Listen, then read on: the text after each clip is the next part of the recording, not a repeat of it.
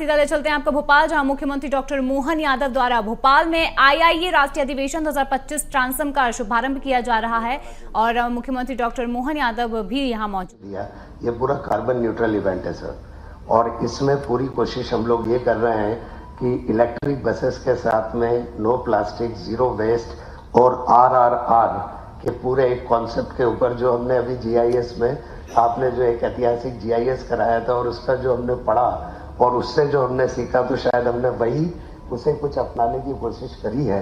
और अभी जो सर ने बताया, तो मैं आज काफ़ी सारे लोगों ने बस मारुति के लिए रजिस्ट्रेशन किया है, तो आज सर से मैंने रिक्वेस्ट करी थी, तो शायद आप सभी लोग, क्योंकि कुछ लोग वंचित रह पा रहे थे उससे because of the number restriction, लेकिन सभी के लिए अच्छी बात है कि सभी लोग उसका लाभ ले पाएंगे। और यानी सर ने और अपने एक उन्होंने बताया कि इसके अलावा और 2 जगह ऐसी है जहां भी ले जाना है डेलीगेट्स को, तो आई थिंक कि द टूर विल कंटिन्यू।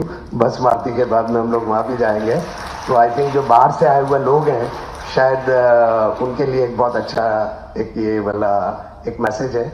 और धन्यवाद, और अगेन मुख्यमंत्री जी का स्वागत।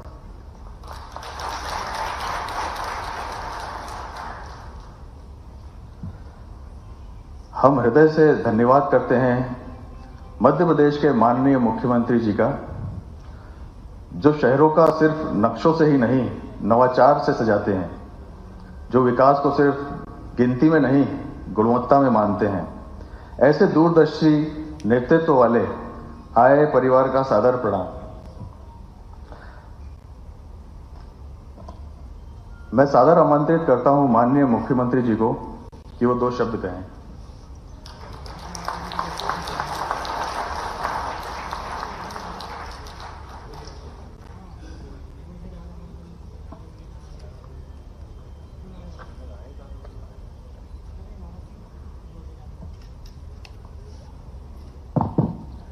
आईआईए के राष्ट्रीय अधिवेशन में आज के इस मंच पर मौजूद राष्ट्रीय अध्यक्ष श्रीमान विलास अवचट जी, उपाध्यक्ष हमारे मध्य प्रदेश से हमारे मित्र श्रीमान जितेंद्र मेहता जी, जूनियर उपाध्यक्ष तुषार सोगानी जी, श्रीमान बी सुधीर, माननीय कोषाध्यक्ष आईआईए, श्री रानी ML वदामुथु, संयुक्त सचिव श्री संदीप बावड़ेकर जी, श्री अक्षय कुमार बेउरिया जी, श्री CR राजू, सुश्री विभा श्रीवास्तव जी, श्री अक्षय शेलुकर,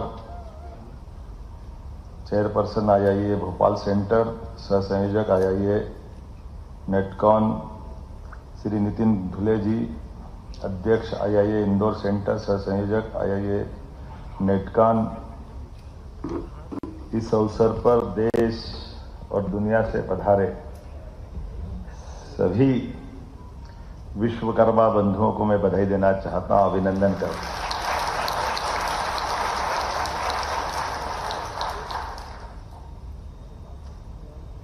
यहाँ जब मैं आपसे बात कर रहा हूं, कई कारणों से आपकी इस ट्रांसम का ये जो आयोजन है, भारतीय वास्तुकार संस्थान के इस आयोजन में मैं निश्चित रूप से बोलना चाहूँगा। कुछ यहाँ की संस्कृति की भी बात करूँगा, कुछ आपकी भूमिका की बात करूँगा। बदलते दौर में आज हम जिस जगह पे हैं, आपकी जो महत्ता है, अतीत के कालक्रम में भारत के माध्यम से भारत की जो भूमिका है, ऐसे कई अवसरों को जोड़ करके जब हम देखते हैं तो कुछ प्रश्न भी उठते हैं, कुछ प्रश्नों के उत्तर भी मिलते हैं, कुछ अनुत्तरित भी रह जाएंगे, कुछ आपके लिए भी जिज्ञासा समाधान कराने के लिए कुछ मैंने अभी पूछा है कि आप किस किस प्रकार से 2-3 दिन का समय आपने क्या प्लान बनाया है। तो मुझे मालूम पड़ा कि एक तो आप महाकाल की भस्मारती सब करना चाहते हैं, तो मैं महाकाल से आपको बैठे बैठे यहीं मिलाने का प्रयास करता हूं। आप सबके अंदर कालों के काल महाकाल जिसके हम सब पुत्र हैं, पुत्रियां हैं। ये जो जीवन हमारा है, ये जीवन जब आप परसों भस्मारती जाके देखोगे, मैं जीवन दृष्टि का थोड़ा सा लघु रूप बताने का प्रयास करूंगा। वस्तुतः हमारा सबका जन्म कब हुआ हम साल से महीने से गिनते हैं, लेकिन ये अधूरा है। हम सब का जीवन एक एक सांस से बंधा हुआ है। एक सांस अंदर से बाहर नहीं आएगी तो यही हमारे लिए महाकाल ने समय नियत कर लिया, इससे आगे किसी के पास समय है नहीं। तो हर सांस से हमारा जन्म समय है, हर सांस से हमारा जीवन है। हम इस सांस के बाहर कहाँ हैं? और सांस है तो विश्वास है, और इसीलिए हर एक का जन्म से मृत्यु के बीच का जो समय है, ये काल का समय है, और यही सच्चे अर्थों में महाकाल का समय है। ये हमको जीवन में परमात्मा ने ये यश दिया है। इसलिए अब हम वास्तुकारों के बीच में जाएंगे, रूपांकरों के बीच में जाएंगे, रूप को देखने जाएंगे। तो रूप को हम ढूंढेंगे तो रूप मिलता कहाँ है?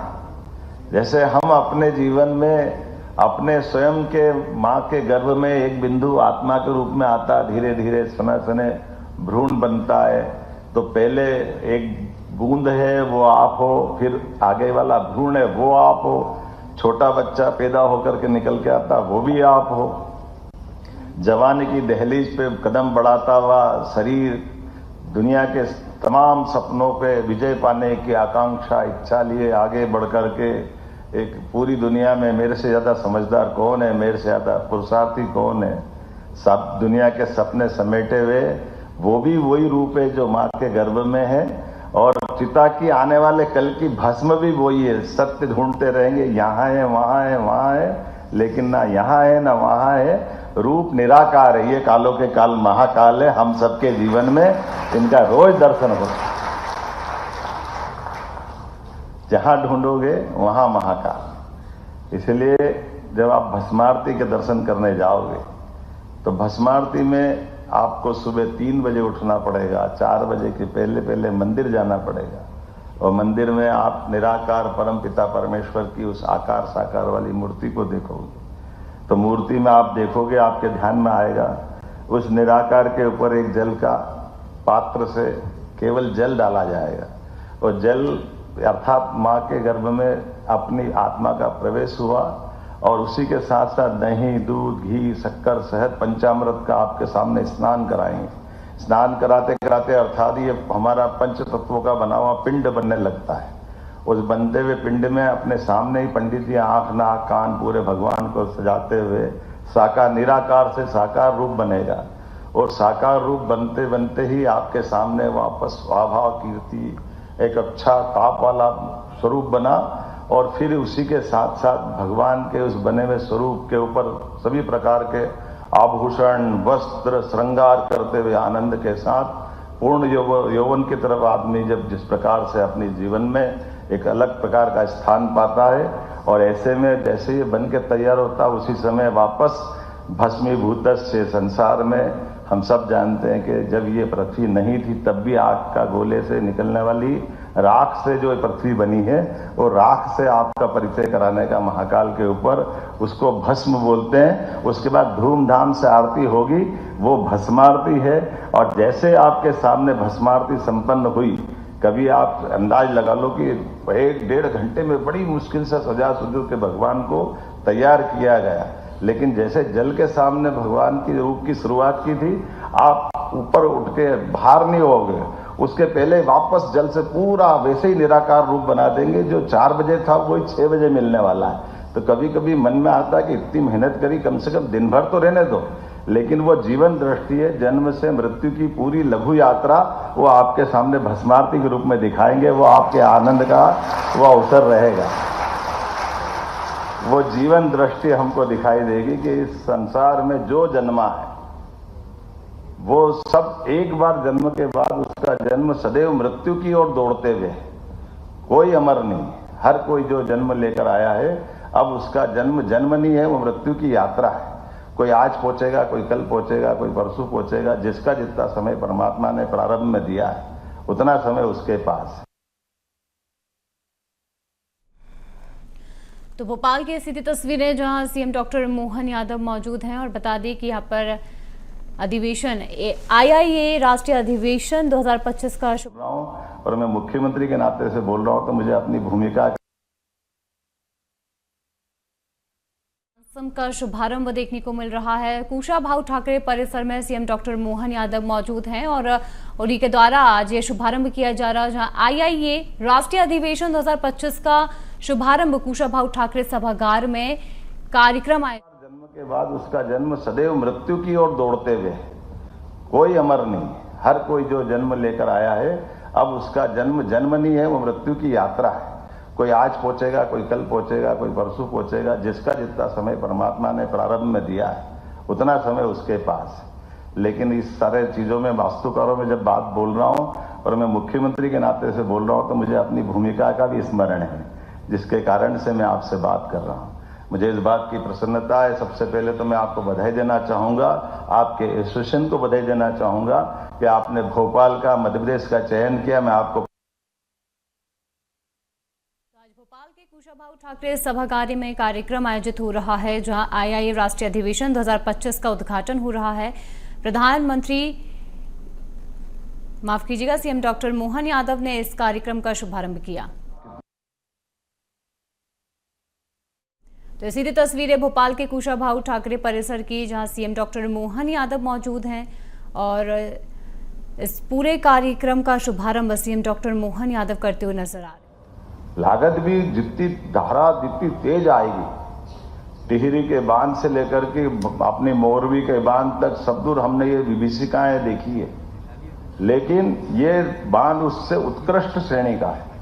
इसकी भौगोलिक अवस्था ऐसी कि चारों तरफ चट्टान में पानी रोक रहे हैं, कोई मुख्य धारा को नहीं रोका है।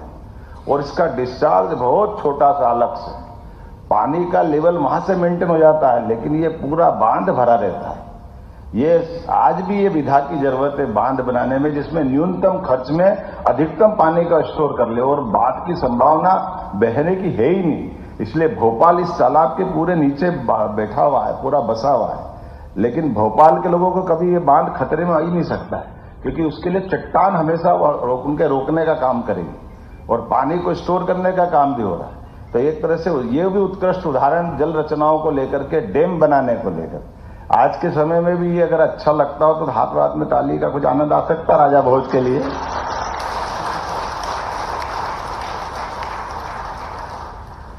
मैं ये उदाहरण के बाद आपको दूसरा उदाहरण हमारे सामने है, जो अपने वर्तमान में राजा भोज के मंदिर का उदाहरण आपको दिखाना चाहूंगा। राजा भोज ने अपने भोजपुर का ताल और तालाब बनाते हुए शहर के अंदर यहाँ भोजपुर का मंदिर बनाने की कल्पना की। वो स्टोन पे पूरा बना हुआ नक्शा आपको दिखाई देगा। वो सारी चीजें, आपके सारे गणित जितने भी आपने पढ़े होंगे, वो सारे के सारे उस सारी चीजों को मूल रूप से ध्यान रखते आपको आंखों के सामने दिखाई देगा।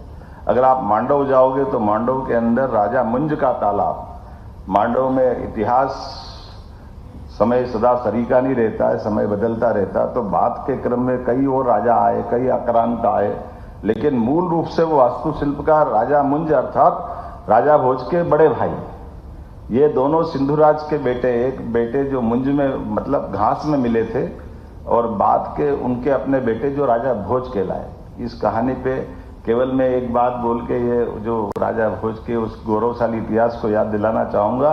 एक जाने अनजाने हमारे लिए अपनी कई गौरवशाली घटनाओं को कभी कभी गलतफहमी में हम कहां से कहां पहुंचा देते। एक कहावत चली, कहां राजा भोज कहां, अब ये इतना पुरुषार्थी घटनाक्रम है और कहां सत्यानाश हो गया।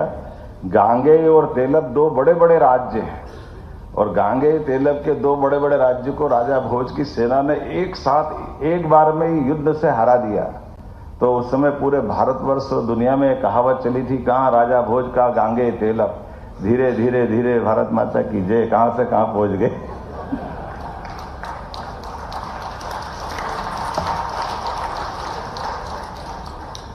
कहां गांगेय तेलप और कहां राजा भोज। लेकिन कोई बात नहीं, हमको केवल मैं आपको स्मरण इसलिए करा रहा हूं कि राजा भोज आपके ही बड़े भाई थे, वो बहुत अच्छे वास्तुकार भी थे, इसलिए मैं आपके बीच ये बात पहुंचा रहा हूं। एक व्यक्ति के कितने रोल होते हैं। राजा भोज की पुस्तकें आज भी आपको वास्तुशिल्प के बारे में भी मिलेगी, आयुर्वेद के बारे में मिलेगी, शासन की नीतियों के बारे में मिलेगी, सब सर्वगुण संपन्न, कई सारे विधाओं का, कई प्रकारों का ज्ञाता अगर कोई है तो राजा भोज। इसलिए कहानी उनके साथ जुड़ती है राजा भोज और विक्रमादित्य वाली। जब वो अपने ऐसे सारे गुणों के बलबूते पर वो विक्रमादित्य के सिंहासन पे बैठना चाहते हैं। विक्रमादित्य उससे 1000 साल पहले हैं, अर्थात विक्रमादित्य आज से 2000 साल पहले हैं, राजा भोज 1000 साल पहले, और हम 1000 आज बात कर रहे हैं। लेकिन इतने गुण संपन्न व्यक्तियों के बीच के एक राजा मुंज का, जो मैंने बताया उनके बड़े भाई हैं, इनके मांडव के वास्तुशिल्प को आप देखोगे तो आपको ध्यान में आए। मांडव की पहाड़ियों में मूल रूप से राजधानी राजा भोज को, उनके पूर्ववर्ती सभी परमार वंश की राजधानी उज्जैन थी। लेकिन जब आक्रांताओं के दिल्ली तरफ से आक्रमण बढ़े तो मैदान इलाका होने से जीवन की सुरक्षा के लिए, सेना की विजय के लिए, नागरिकों को बचाने के लिए ये मांडव की तरफ राजधानी ले गए। और मांडव में पहाड़ियों से बना हुआ वो अद्भुत पठार, जिसके ऊपर बड़ा तालाब मुंज का है, मुंज के तालाब के बाद उससे एक जहाज महल बना, जहाज महल के बाद 3 स्टेप पे नीचे नीचे जल की रचना इतनी अच्छी अद्भुत है, आप देखोगे तो आनंद आएगा। और उसको जल की एक एक बूंद को बचाते हैं ये आपका जकोजी और पता नहीं क्या क्या, जो आज के समय सम्मान आपको मिलेंगे, आपने सारी चीजें आपको दिखेगी।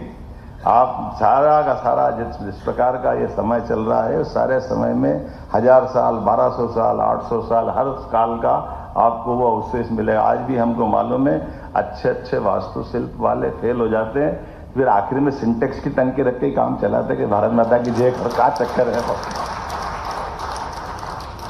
अपनी पोल ली खुले तो मैं भी थोड़ा थोड़ा आपकी समझता हूं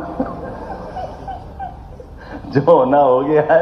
लेकिन आपको 800 साल पुराना टैंक दिखाई देगा दूसरी मंजिल के ऊपर। मुझे लगता नहीं कि पूरे दुनिया में कोई ऐसा 800 साल पुराना भवन होगा जहां ऊपर दूसरी मंजिल पे पानी का टैंक बना हुआ दिखाई दे, जिसको आज भी वो लीकेज नहीं है, वो वैसा का वैसे ही काम कर रहा है। जब हमारे यहाँ सीमेंट नहीं था, सरिया नहीं था, उस दौर में भी वैसा कैसे टैंक बनाया होगा, और बड़े पैमाने पे बनाया।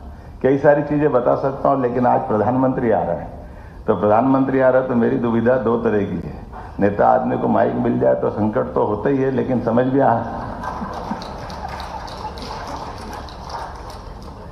तो थोड़ा हिसाब किताब तो रखना ही पड़ता है। आपने आउटलाइन बनाई तो मैं अंदर अंदर अपना प्लान कर रहा हूं।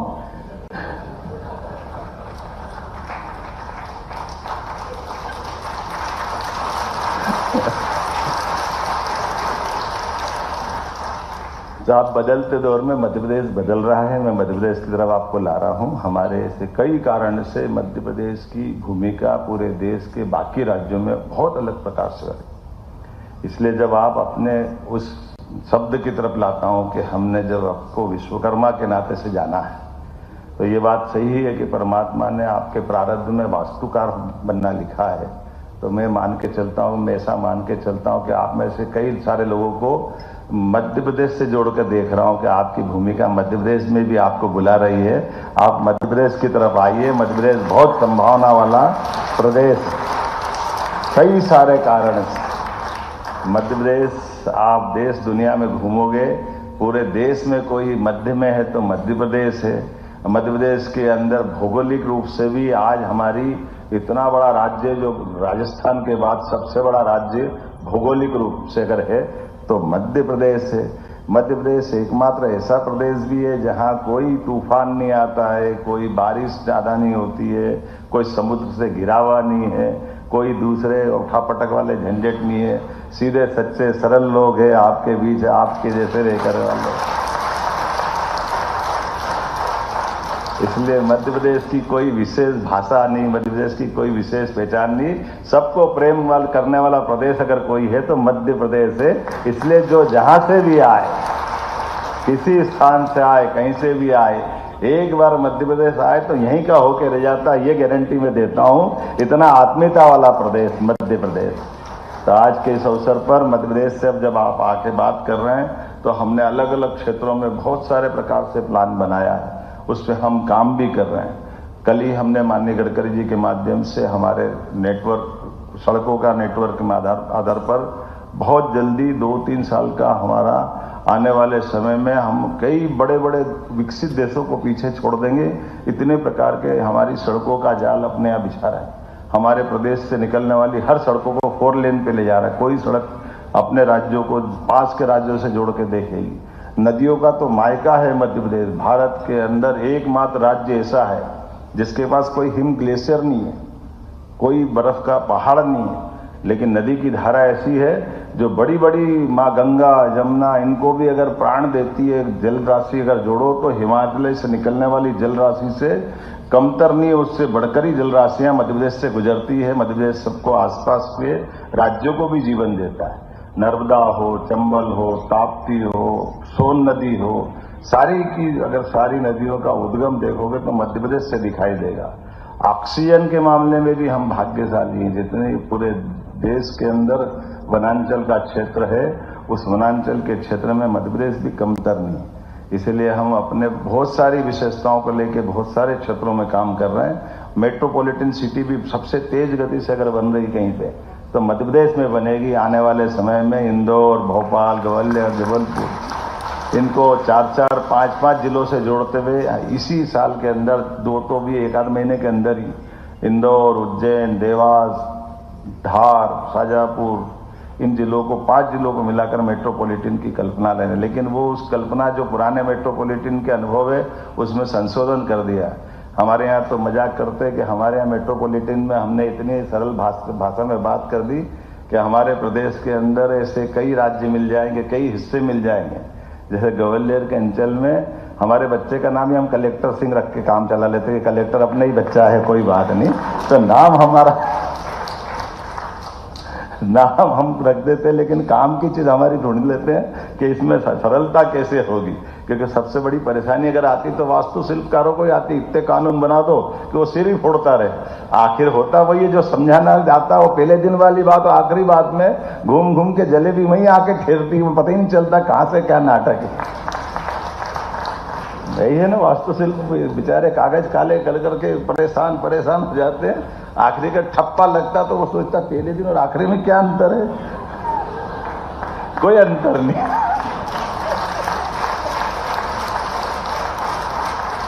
तो मैं तो ये दिन भर ऐसी बात कर सकता हूं। आपका पुनः अभिनंदन, बहुत बहुत धन्यवाद।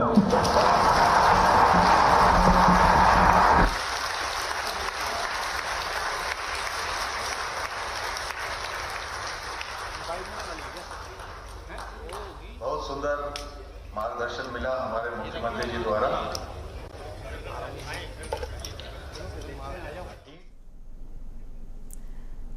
तो बता दें कि भोपाल के कुशाभाऊ ठाकरे परिसर में आज आईआईए राष्ट्रीय अधिवेशन 2025 ट्रांसम का शुभारंभ हुआ। सीएम डॉक्टर मोहन यादव भी इस कार्यक्रम में मौजूद हैं और उन्होंने सभा को संबोधित।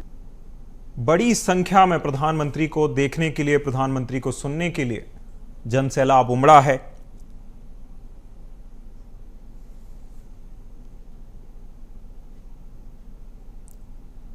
बड़ी संख्या में लोग आनंदपुर धाम के गेट के बाहर इंतजार कर रहे हैं। प्रधानमंत्री नरेंद्र मोदी की ओर से पहले आनंदपुर धाम का दौरा किया गया, जिसके बाद उन्होंने पूजा अर्चना की है और आशीर्वाद लिया है।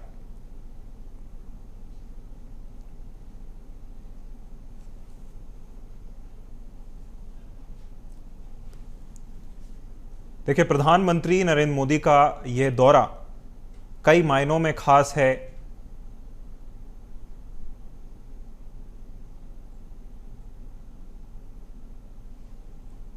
जहां आध्यात्म से लेकर सांस्कृतिक विरासत को भी लगातार प्रोत्साहन दिया जा रहा है और इसी कड़ी में यह दौरा प्रधानमंत्री नरेंद्र मोदी का आनंदपुर धाम में है।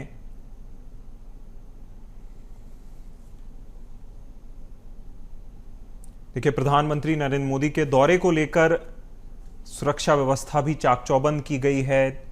जगह जगह चेकिंग की जा रही है। साथ ही साथ जो जनप्रतिनिधि हैं और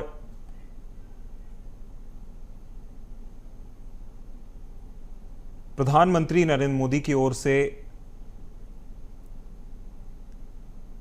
पहले दौरा किया गया, जिसके बाद पूजा अर्चना भी प्रधानमंत्री ने की। प्रधानमंत्री ने पूजा अर्चना कर आशीर्वाद गुरुजी से लिया है।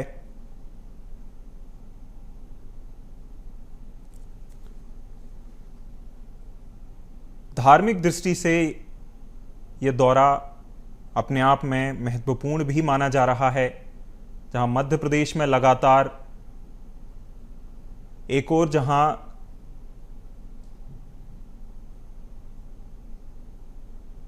धर्म से अर्थव्यवस्था को जोड़ा जा रहा है, साथ ही साथ आध्यात्मिक उदय भी मध्य प्रदेश में हो रहा है। और इसी कड़ी में यह दौरा प्रधानमंत्री नरेंद्र मोदी का है।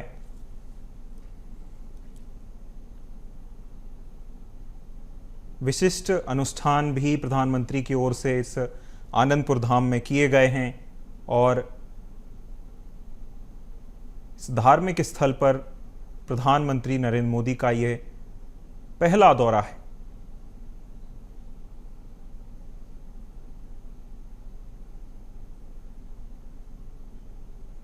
प्रधानमंत्री नरेंद्र मोदी का यह दौरा बहुप्रतीक्षित था। लंबे समय से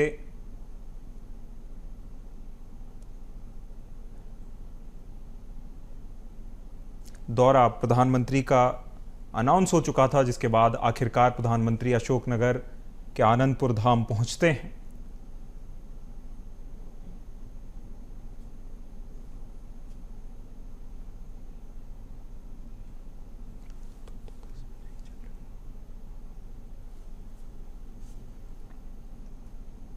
देखिए, प्रधानमंत्री नरेंद्र मोदी आनंदपुर धाम पहुंचे और उनकी ओर से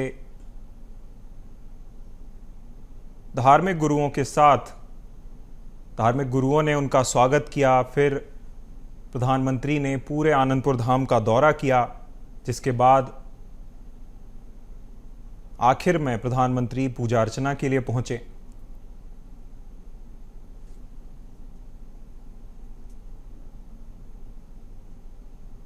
प्रधानमंत्री इस मंदिर के साथ ही 3 प्रमुख मंदिरों का भी आज दौरा करने जा रहे हैं और कुछ ही देर में प्रधानमंत्री उन मंदिरों का भी दौरा करेंगे।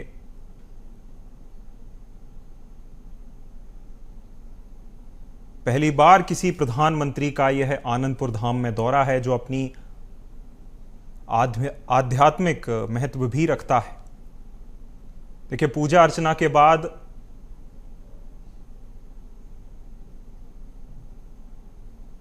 प्रधानमंत्री नदी के तट पर पहुंचे हैं, जहां उनकी ओर से पूजा अर्चना की जा रही है।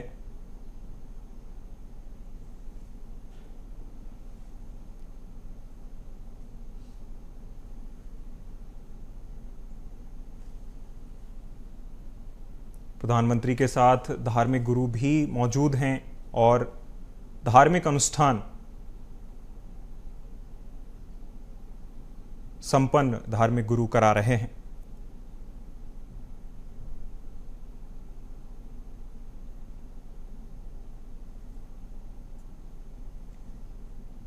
प्रधानमंत्री की ओर से नदी की पूजा अर्चना कर पुष्पांजलि भी अर्पित की गई है। साथ ही साथ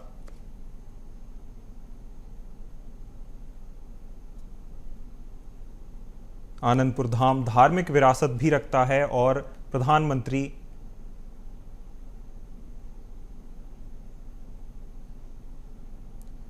इसी आनंदपुर धाम की धार्मिक और आध्यात्मिक विरासत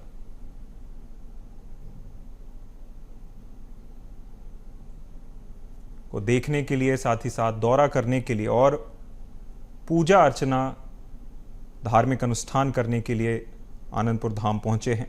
गुरु स्वामी विचार पूर्णानंद महाराज का आशीर्वाद भी प्रधानमंत्री नरेंद्र मोदी की ओर से लिया गया।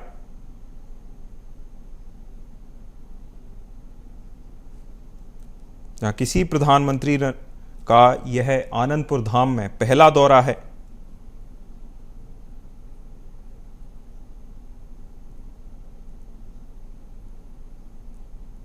श्री आनंदपुर धाम अशोकनगर के ईसागढ़ में है, जहां परमहंस अद्वैत मत का प्रमुख और विश्वव्यापी सत्संग यह केंद्र है जिसमें कि प्रधानमंत्री नरेंद्र मोदी पूजा अर्चना के लिए पहुंचे हैं।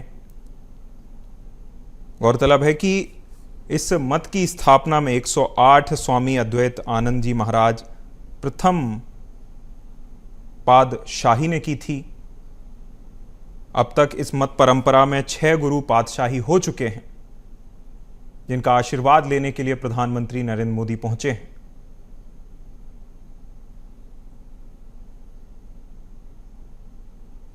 इस आनंदपुर ट्रस्ट की स्थापना 22 अप्रैल को 1954 को हुई और जिसमें अब तक मत परंपरा में 6 गुरु यानी कि जो इस परंपरा के पातशाही या गुरु कहे जाते हैं, अब तक 6 गुरु इस मत परंपरा में हो चुके हैं, जिनका आशीर्वाद प्रधानमंत्री नरेंद्र मोदी ने पूजा अर्चना कर प्राप्त किया।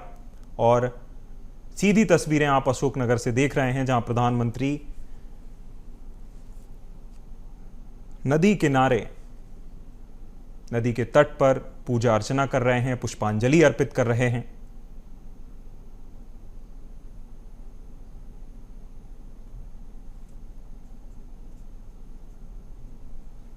गौरतलब है कि जिस आनंदपुर धाम में प्रधानमंत्री नरेंद्र मोदी पहुंचे हैं, वह आश्रम की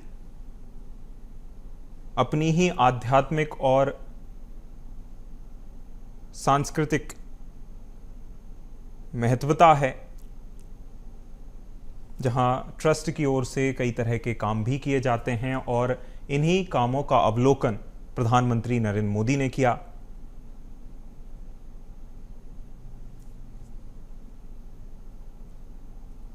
आध्यात्मिक गुरुओं की ओर से प्रधानमंत्री नरेंद्र मोदी के साथ धार्मिक अनुष्ठान पूरे किए गए। पूजा अर्चना करते हुए अभी आपने तस्वीरों में प्रधानमंत्री नरेंद्र मोदी को देखा। और देखिए, 2 तस्वीरें अब हम आपको सीधा दिखा रहे हैं, जिसमें एक तस्वीर में प्रधानमंत्री का स्वागत करते हुए मध्य प्रदेश के मुखिया सीएम डॉक्टर मोहन यादव नजर आ रहे हैं और दूसरी तस्वीर में प्रधानमंत्री अशोकनगर के आनंदपुर धाम में पूजा अर्चना कर रहे हैं।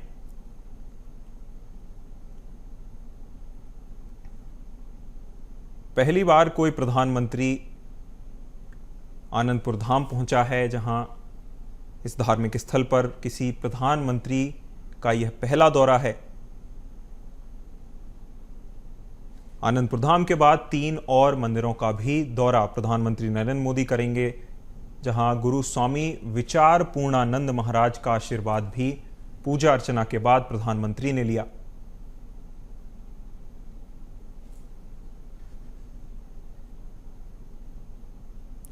विशिष्ट अनुष्ठान भी आयोजित प्रधानमंत्री के दौरे के तहत किए जा रहे हैं।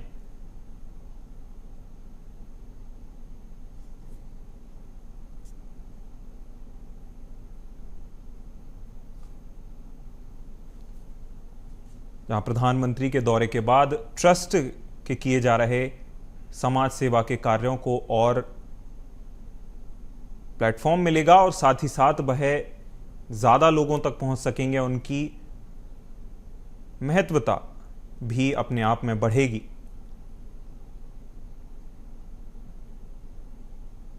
धार्मिक अनुष्ठान के साथ ही जो सेवा कार्य हैं, उनका अवलोकन भी प्रधानमंत्री नरेंद्र मोदी की ओर से किया गया।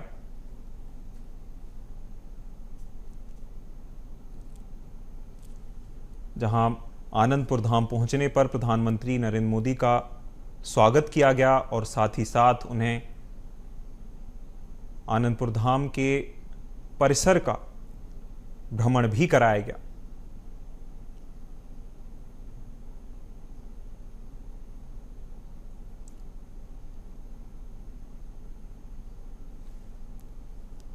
गुरुजी महाराज मंदिर में प्रधानमंत्री नरेंद्र मोदी की ओर से पूजा अर्चना की गई, जिसके बाद वह 3 और प्रमुख मंदिरों में दर्शन करेंगे। साथ ही साथ पूजा अर्चना भी की जाएगी, जहां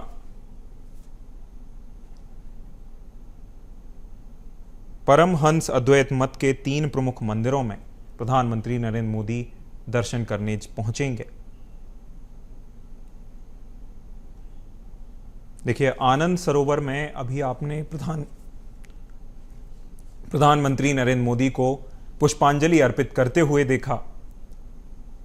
जहां पूजा अर्चना आनंद सरोवर में भी प्रधानमंत्री की ओर से की गई।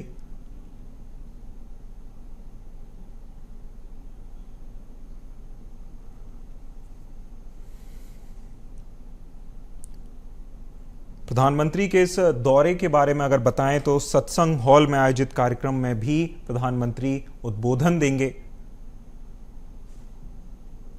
जहां कार्यक्रम में मध्य प्रदेश के राज्यपाल मंगूभाई पटेल और मुख्यमंत्री डॉक्टर मोहन यादव, केंद्रीय मंत्री ज्योतिरादित्य सिंधिया और लोकसभा सांसद जनार्दन सिंह भी मौजूद रहेंगे।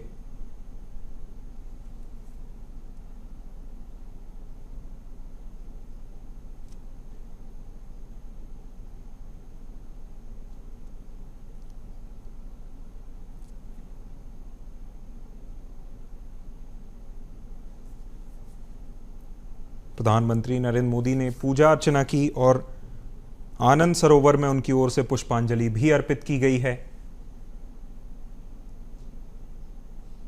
जहां आनंदपुर धाम परिसर का भी भ्रमण आध्यात्मिक गुरुओं की ओर से प्रधानमंत्री को कराया गया है।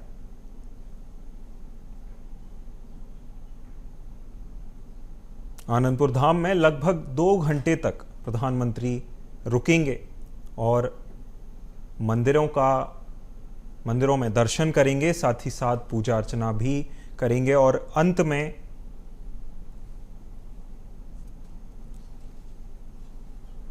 प्रधानमंत्री अपना उद्बोधन देंगे।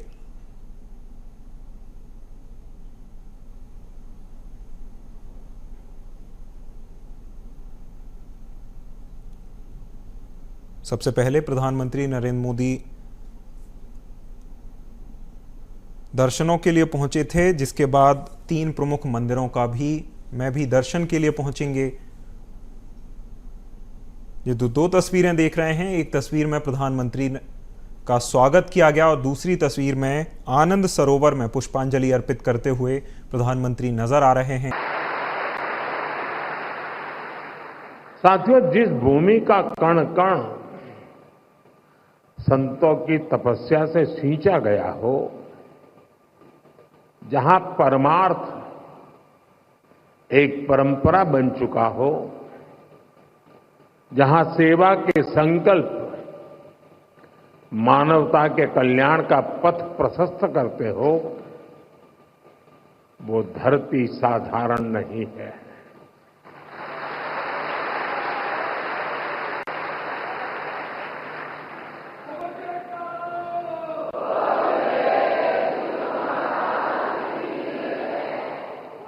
और इसलिए हमारे संतों ने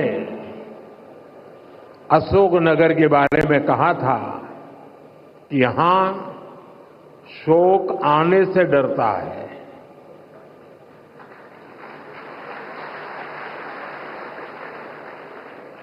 मुझे खुशी है कि आज यहां बैसाखी और श्री गुरु महाराज जी के अवतरण दिवस के उत्सव में मुझे शामिल होने का सौभाग्य मिला है। मैं इस पवित्र अवसर पर प्रथम पातशाही श्री श्री 108 श्री स्वामी अद्वैत आनंद जी महाराज और अन्य सभी पातशाही संतों को प्रणाम करता हूं।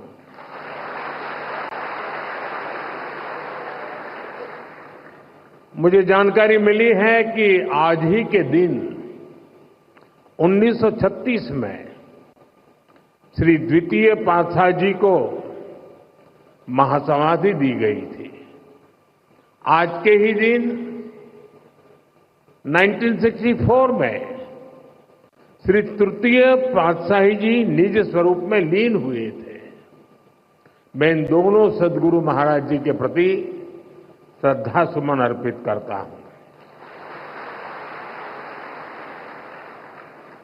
मैं मां जागेश्वरी देवी, मां बीजासन, मां जानकी करीला माता धाम को भी प्रणाम करता हूं और आप सभी को बैसाखी और श्री गुरु महाराज जी के अवतरण उत्सव की बधाई देता हूं।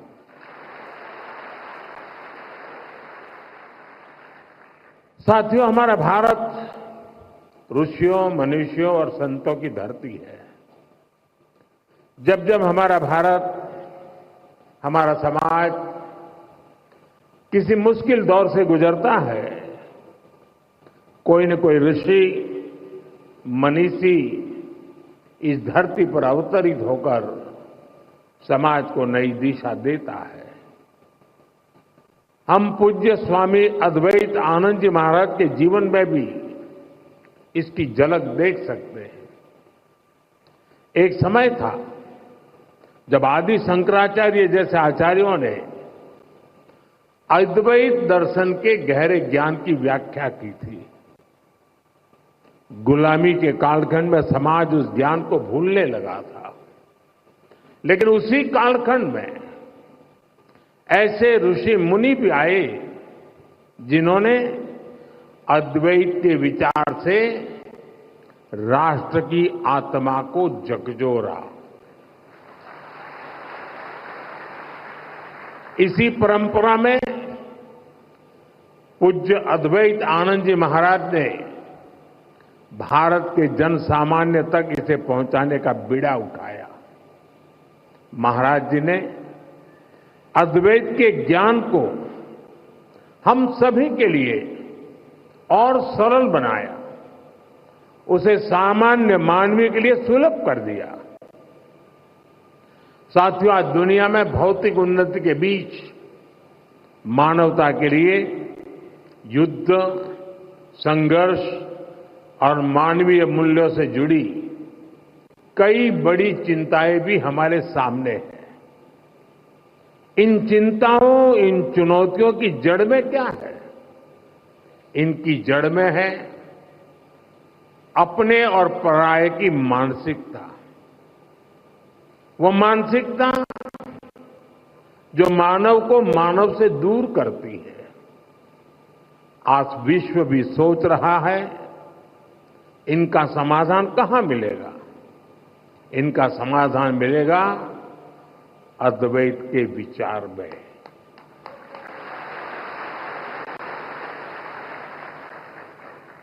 अद्वैत यानी जहां कोई द्वैत नहीं है। अद्वैत यानी जीव मात्र में एक ही ईश्वर को देखने का विचार।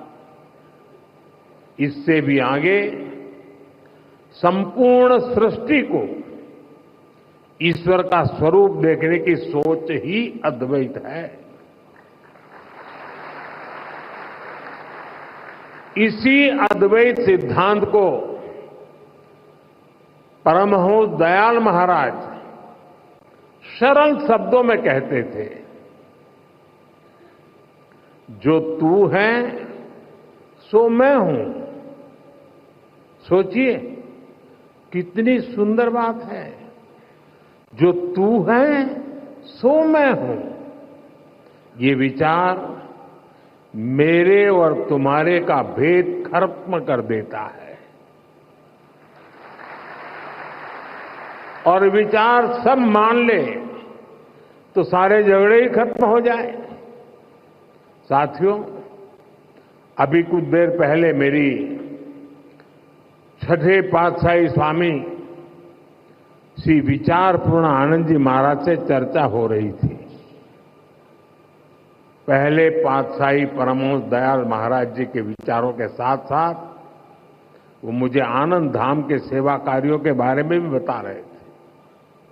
यहां साधना के जो 5 नियम तय किए गए हैं उनमें निष्काम सेवा भी एक है। निष्काम भाव से गरीब वंचितों की सेवा, नर सेवा में नारायण सेवा को देखने की भावना, ये हमारी संस्कृति का आधार है। मुझे बहुत खुशी है कि सेवा की इसी संस्कृति को आनंदपुर ट्रस्ट पूरे मनोयोग से आगे बढ़ा रहा है। ट्रस्ट द्वारा संचालित अस्पताल में हजारों मरीजों का इलाज होता है। इलाज के लिए मुफ्त शिविर लगाए जाते हैं। गौ सेवा के लिए एक आधुनिक गौशाला भी चलाई जाती है। नई पीढ़ी के निर्माण के लिए ट्रस्ट की ओर से कई स्कूल भी चलाए जा रहे हैं। और इतना ही नहीं, आनंदपुर धाम पर्यावरण संरक्षण के जरिए पूरी मानवता की बड़ी सेवा कर रहा है।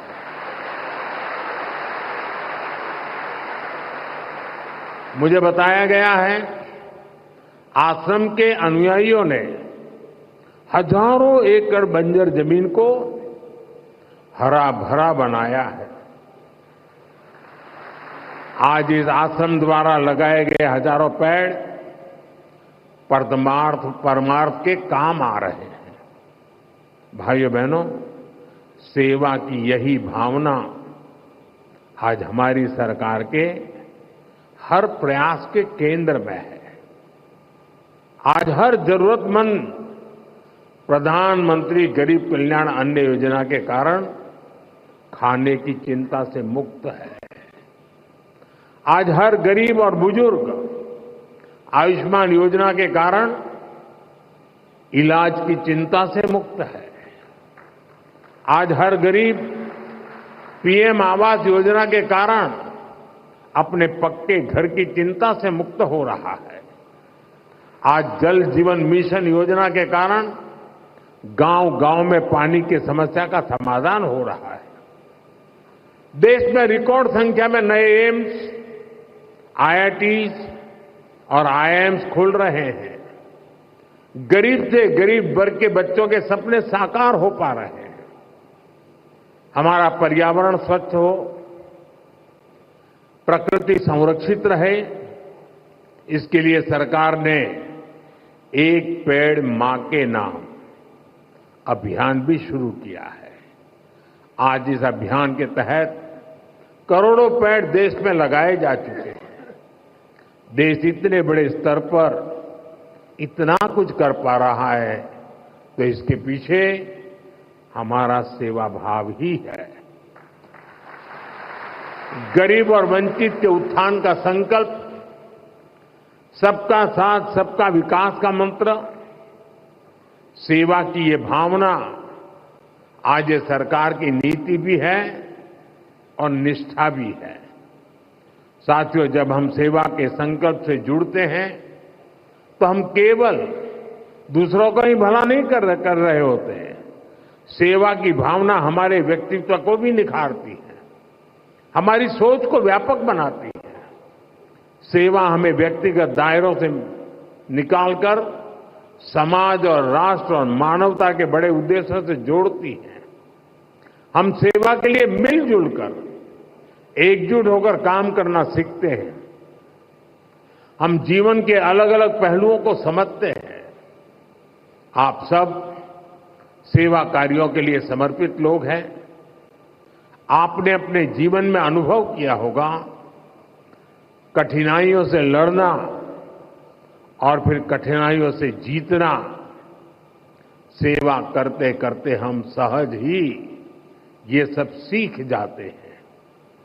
इसलिए मैं कहता हूं, सेवा एक साधना है, एक ऐसी गंगा है जिसमें प्रत्येक व्यक्ति को जरूर डुबकी लगानी चाहिए। साथियों, अशोकनगर और आनंदपुर धाम जैसे क्षेत्र जिन्होंने देश को इतना कुछ दिया है, इनका विकास भी हमारी जिम्मेदारी है। इस क्षेत्र को कला, संस्कृति और प्राकृतिक सौंदर्य का वरदान प्राप्त है। यहां विकास और विरासत की असीम संभावनाएं हैं। इसलिए हम एमपी और अशोकनगर में विकास को तेज गति से बढ़ा रहे हैं। चंदेरी हैंडलूम को नई ऊंचाई तक ले जाने के लिए चंदेरी साड़ी को जीआई टैग दिया गया है। प्राणपुर में क्राफ्ट हैंडलूम टूरिज्म विलेज शुरू हुआ है। इससे क्षेत्र की अर्थव्यवस्था को भी नई गति मिलेगी। मध्य प्रदेश की सरकार अभी से ही उज्जैन सिंहस्थ की तैयारी में भी जुट गई है। भाइयों बहनों, अभी कुछ ही दिन पहले रामनवमी का महापर्व भी था। हम देश में राम वन गमन पथ का विकास कर रहे हैं। इस राम वन गमन पथ का एक अहम हिस्सा मध्य प्रदेश से होकर गुजरेगा और हमारा एमपी पहले से ही अजब और गजब है। इन कार्यों से उसकी पहचान और मजबूत होगी। साथियों, देश ने 2047 तक विकसित भारत बनने का लक्ष्य तय किया है।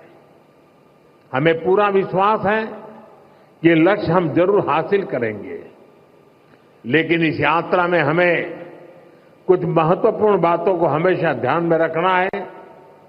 हम देखते हैं दुनिया के कई देश विकास यात्रा में अपनी संस्कृति से कट गए, उन्होंने अपनी परंपराएं भुला दी। भारत में हमें अपनी पुरातन संस्कृति को संरक्षित करके रखना है। हमें ध्यान रखना है, भारत जैसे देश में हमारी संस्कृति केवल हमारी पहचान से ही नहीं जुड़ी है, हमारी संस्कृति ही हमारे सामर्थ्य को मजबूती देती है। मुझे खुशी है कि आनंदपुर धाम ट्रस्ट इस दिशा में अनेक कार्य करता आ रहा है। मुझे विश्वास है आनंदपुर धाम की सेवा कार्य विकसित भारत के संकल्प को नई ऊर्जा से आगे बढ़ाएंगे। एक बार फिर आप सभी को बैसाखी और श्री गुरु महाराज जी के अवतरण उत्सव की बहुत बहुत बधाई देता हूं। बहुत बहुत बधाई। जय श्री सच्चिदानंद।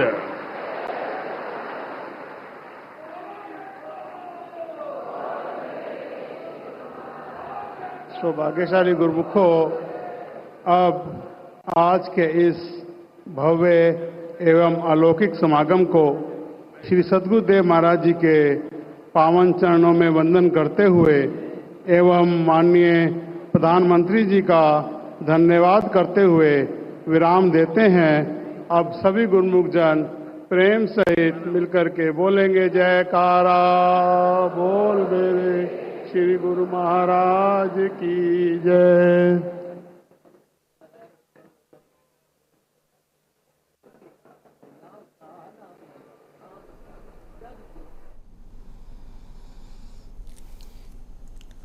तो आनंदपुर धाम में प्रधानमंत्री नरेंद्र मोदी इस वक्त मौजूद हैं। मुख्यमंत्री डॉक्टर मोहन यादव भी यहां पर हैं। ये बहुत ही खास आश्रम है। अशोकनगर के ईसागढ़ में यह आश्रम बना हुआ है, जहां पर रोजाना बड़ी संख्या में भक्तगण पहुंचते हैं। आश्रम की कई सारी विशेषताएं भी हैं। प्रधानमंत्री नरेंद्र मोदी ने यहाँ पर अद्वैतवाद को भी प्रमुखता के साथ उसका वर्णन किया है।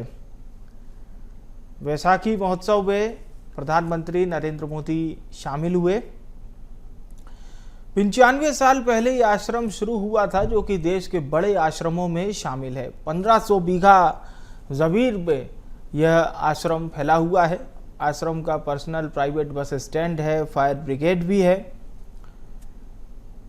इसके साथ ही साथ 1930 में श्री श्री 108 स्वामी अद्वैत आनंद महाराज ने इसकी स्थापना की थी। फिर 22 अप्रैल 1954 को आनंदपुर ट्रस्ट की स्थापना हुई थी। आश्रम में है पंचम पातशाही की परंपरा के मंदिर। अभी 6वीं पातशाही चल रही है। 1977 से